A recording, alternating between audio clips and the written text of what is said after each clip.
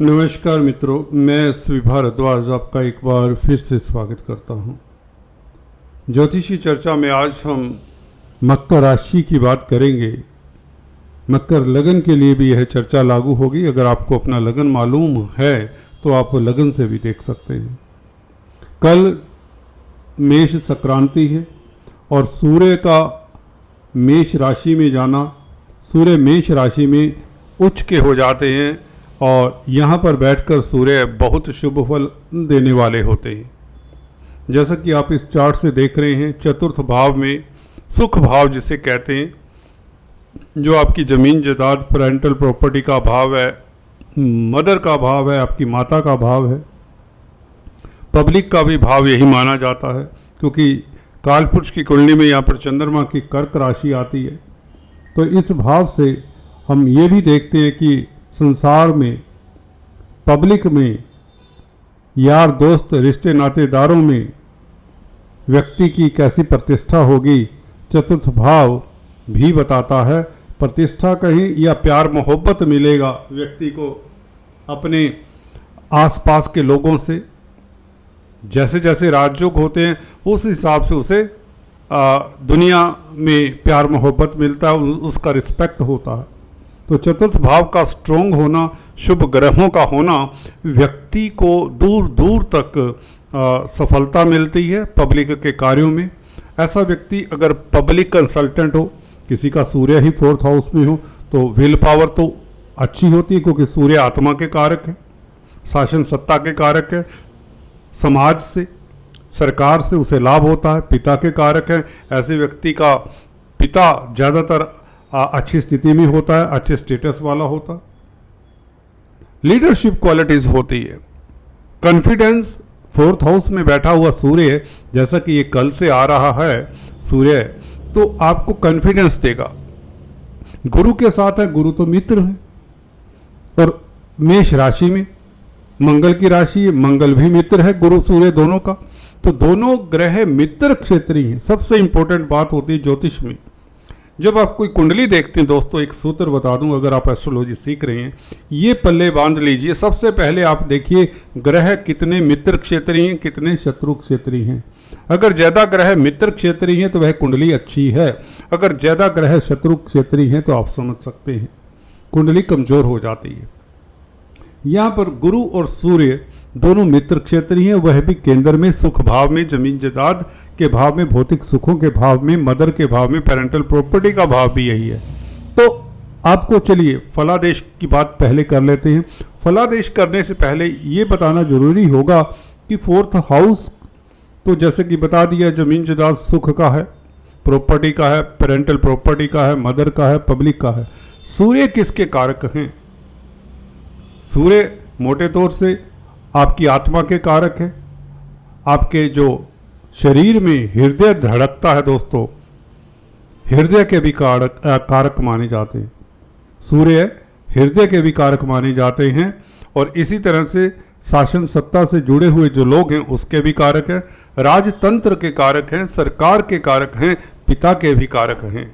राजा इसीलिए तो बुलाते हैं सूर्य को, तो राजा के कारक हैं।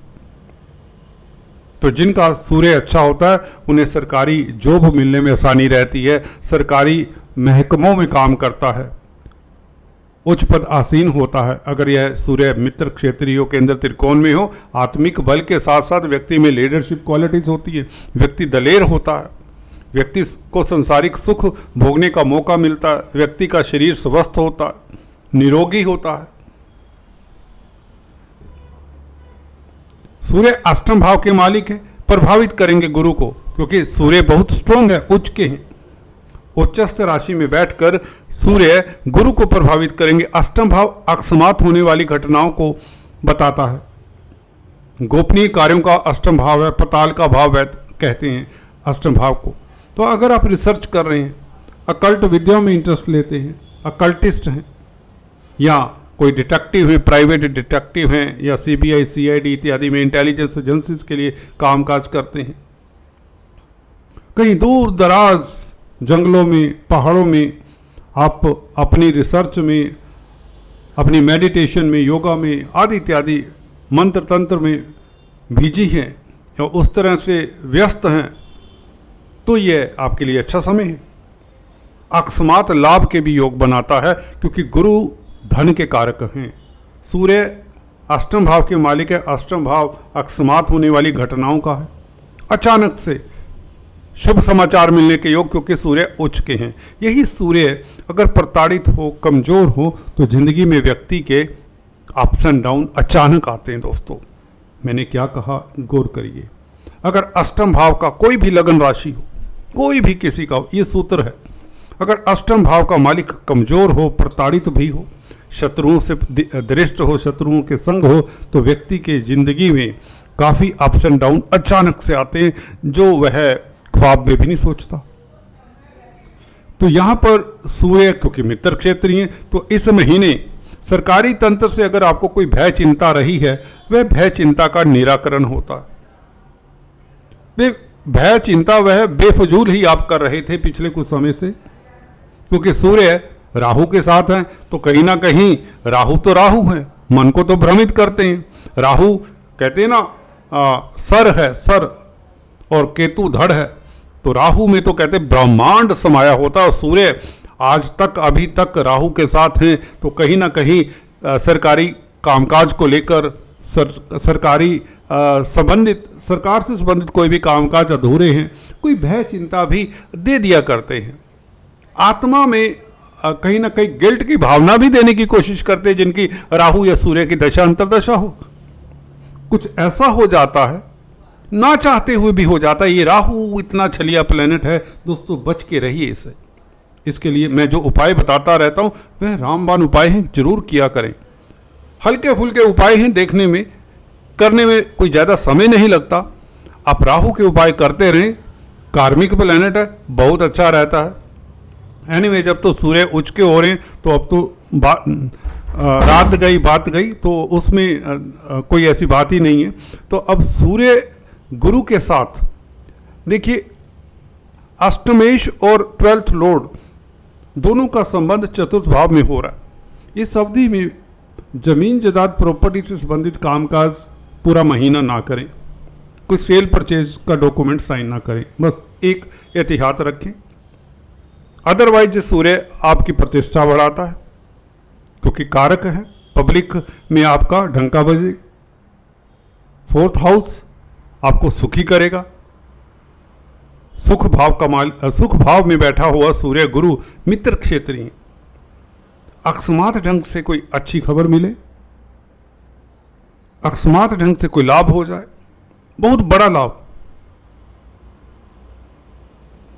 शिक्षा के क्षेत्र में अगर कामकाज करते तो इसकी संभावनाएं बहुत प्रबल है।